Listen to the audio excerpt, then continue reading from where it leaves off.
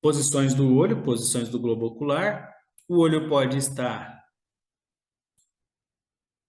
em diferentes posições dentro da órbita, a partir do qual movimentos oculares começam.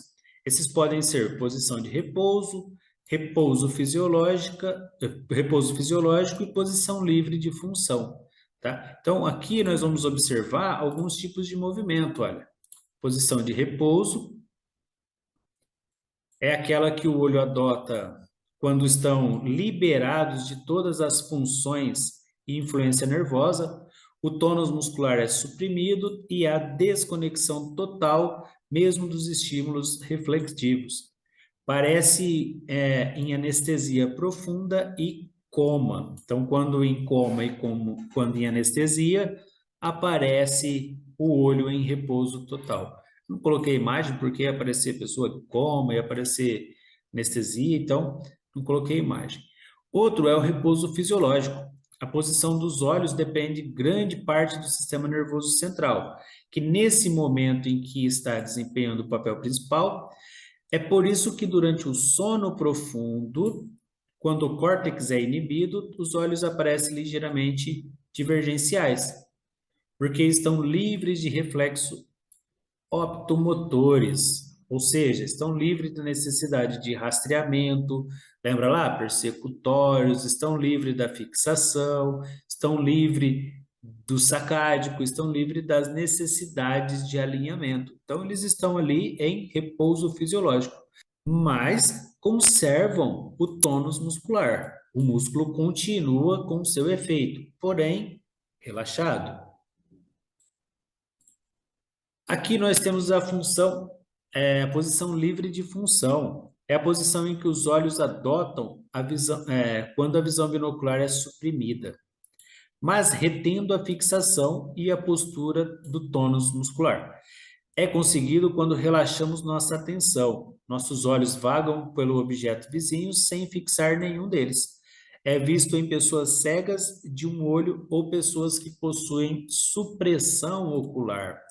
Pessoas que têm supressão ocular, ou seja, o cérebro cortou a comunicação com o olho. Automaticamente, com essa supressão, a pessoa deixa de enxergar. E deixando de enxergar, o cérebro não gasta energia com alinhamento visual.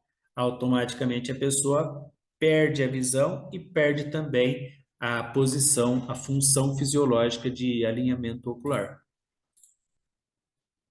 O paralelismo ocular, olha, acontece quando, em condições normais, os dois olhos se ajustam involuntariamente para produzir imagem única, onde dois ou mais músculos colaboram para essa ação.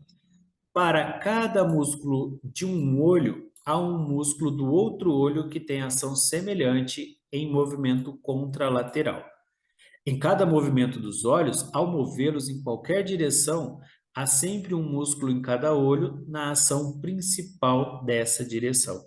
O campo de ação de um músculo é essa direção cuja principal ação é maior, ou seja, onde o efeito do músculo é melhor observado.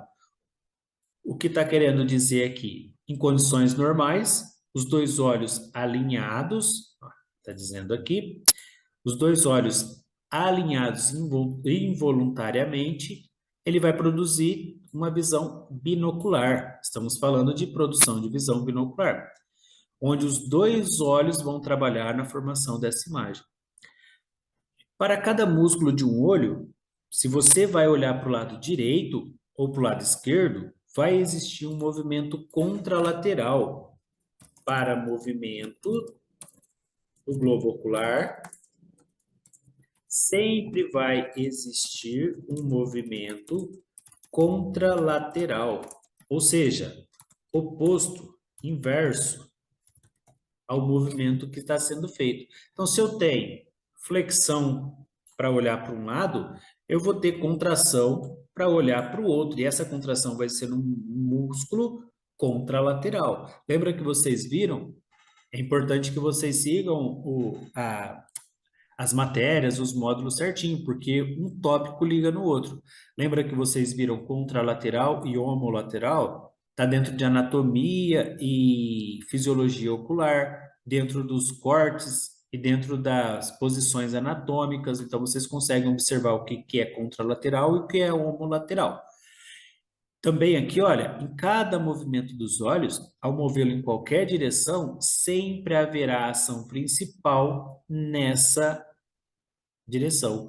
Ou seja, sinergia e antagonismo. Lembra que nós estudamos sinergia e antagonismo?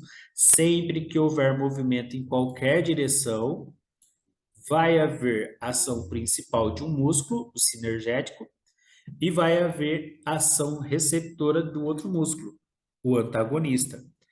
E por último aqui, olha, o campo de visão de um músculo é essa direção cuja principal ação é maior. Então, essa ação maior é o que dá o efeito do músculo melhor observado. A sinergia é que vai demonstrar para onde que está sendo feita a ação do músculo oculomotor. O alinhamento do paralelismo ocular, olha, lembra lá os 23 graus? Esse olho, se fosse uma posição normal, olha, estaria aqui. Mas não, essa posição de 23 graus é que vai dar como resultado o alinhamento paralelo do músculo oculomotor, do globo ocular. Então, por isso que é importante esse alinhamento para o raio de luz passar por todas essas estruturas e chegar onde? Chegar aqui na fóvea, na posição correta da fóvea, tá? Pensem assim, aqui é o nervo óptico, que vocês viram também na parte de anatomia e fisiologia do globo ocular. Aqui é o nervo óptico e aqui está posicionado a mácula, aqui está a fóvea, aqui está as outras estruturas responsáveis pela formação principal da imagem, principal do eixo visual. Nessa imagem nós também temos o alinhamento do eixo visual, nós temos aqui o eixo visual, nós temos aqui a possibilidade de pensar na DNP, na medida da posição ideal para a DNP. Nós podemos pensar aqui em centro óptico, nós podemos pensar aqui em alinhamento de prisma das lentes, ou seja, o efeito prismático das lentes ou a junção dos prismas das lentes. Então, nós podemos pensar num monte de coisa observando essa imagem e que tudo que está nessa imagem vocês estão vendo de pouquinho em pouquinho nos módulos que estão sendo apresentados a vocês. Aqui os músculos oculomotores e aqui o alinhamento do paralelismo ocular. A posição no olhar, olha, isso permitiria determinar. Para a observação clínica do paciente, é necessário conhecer algumas posições do olhar. Isso permitirá determinar se existe normalidade ou não. Essas são as primárias, posição secundária e posição terciária. Posição primária, olhe para frente, olhando para o infinito. A posição secundária, olhe para cima, para baixo, para a direita e para a esquerda. E a terciária, olhe para as oblíquas, canto superior direito, canto superior esquerdo, canto inferior direito e canto inferior esquerdo. Então, essas posições representam as posições padrões primárias, secundárias e terciárias da posição do globo ocular, do alinhamento do globo ocular. Olha aqui, temos aqui posição primária do olhar, para frente e para o infinito. Temos para cima, temos para baixo, temos direita e temos esquerda. Na realidade, nós temos direita para a imagem, esquerda para a pessoa. Temos aqui supralevo, temos aqui infralevo, temos aqui supradestro e temos aqui levodestro. Então, essas são aquelas que nós conhecemos como as 9 posições do olhar, tá? Que nós também encontramos como as 9 posições da mirada em algumas literaturas. Então, aqui nós temos a possibilidade de interpretar o movimento oculomotor, interpretar se existe a função fisiológica correta. Observem, não temos alteração quando a pessoa olha para cima, Não temos alteração quando a pessoa olha para baixo. Interessante, olha, estamos utilizando aqui o auxílio dos dedos.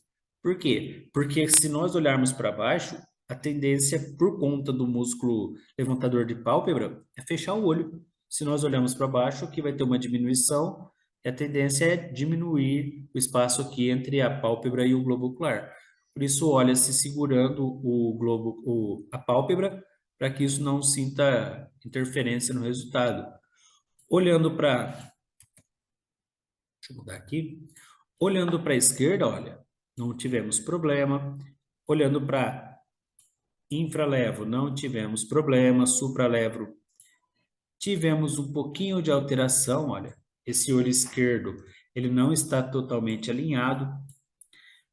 Aqui, observamos também uma modificação da postura que pode ter comunicação com o olho esquerdo, olha, tentando fixar o olhar. Aqui não teve alteração, aqui teve um pouco de alteração. Conseguimos observar aqui que existe uma dificuldade ou existe uma alteração na posição, principalmente quando a pessoa vai utilizar aqui o olho na direção reto medial e o reto lateral. Eles estão influenciando um pouquinho na posição do globo ocular. Pouco, mas conseguimos observar, tá? Mas o importante aqui não seria nem essa observação, o importante aqui é que nós temos as 9 posições do olhar, as 9 posições da mirada. Nesse caso específico, nós já conseguimos observar, olha, versão do paciente mostrando esotropia em supraversão e hipofunção bilateral do músculo oblíquo superior. Olha, você está falando exotropia, desvio para fora, e supraversão, ó, quando olha para cima, acontece alguma alteração. Ó, viram como o termo técnico é muito importante? Estamos falando aqui de supraversão, é ele olhando para cima. Quando ele olha para cima, acontece o quê? O desvio do globo ocular. Quando ele olha para cima e leva e para a esquerda, olha, acontece o desvio do globo ocular. Então, aqui nós conseguimos observar alterações ligadas ao quê? Ligadas ao músculo oblíquo inferior. Importantíssimo para nós, importantíssimo tanto no entender essa parte muscular na ótica, quanto na optometria também. Na optometria, para poder identificar qual vai ser o tratamento mais interessante dentro da ortótica, pensando em ortótica e estrabologia, na optometria, e dentro da ótica, entendendo como que vai ser o uso principalmente de prismas e lentes corretivas. E pensando tudo isso, analisando tudo isso pelo aspecto de existir ou não a correção. Tá? Que aí já não é com a gente, aí já é um estudo um pouco mais específico, de existir ou não a correção. Porque caso isso aconteça, pode existir da correção ou pode existir a não correção. Tá? Mas o importante é observar que esses comportamentos musculares, essas posições do músculo oculomotor, vai interferir também na posição do globo ocular, que vai interferir, consequentemente, na formação da imagem para o cliente. Ducções e versões, posições do olhar, nós temos ducções, temos versões e temos vergenciais. Ducções são movimentos monocular, versões são movimentos binoculares e vergenciais são movimentos distintos ou não conjugados em direção opostas. Tá? Então, nós vimos um pouquinho sobre duções, estudamos lá duções, vimos versões, e agora vem aqui as vergenciais, que são movimentos distintos. Um olho olha para um lado e o outro olha para o outro, ou então o olho olha para o lado direito, o outro olha para o lado esquerdo e superior. Então, são movimentos distintos que nós observamos dentro da posição do músculo oculomotor. Antagonismo e protagonismo também falamos sobre isso. Antagonista é o músculo sinergético ou homolateral, e o protagonista é aquele que, por si só, realiza apenas movimentos de fixação direta. Vimos sobre antagonismo e protagonismo, e aqui nós conseguimos entender um pouquinho melhor sobre estrabismo. O estrabismo vai ter um tópico específico sobre estrabismo, tá? Dentro do estudo proposto aqui dos módulos, né? Eu vou fazer um estudo específico sobre estrabismo, vai ter um tópico de estrabologia. E o estrabismo é o desequilíbrio da função dos músculos oculomotores, fazendo com que dois olhos não fixem o mesmo ponto ou objeto no mesmo tempo. No estrabismo ocular, enquanto um dos olhos fixa o objeto, o outro está desviado. Esse desvio pode ser permanente ou aparecer em determinados momentos. Isso é o que vai dar relação ao tipo de estrabismo que nós vamos estudar especificamente no tópico de estrabologia.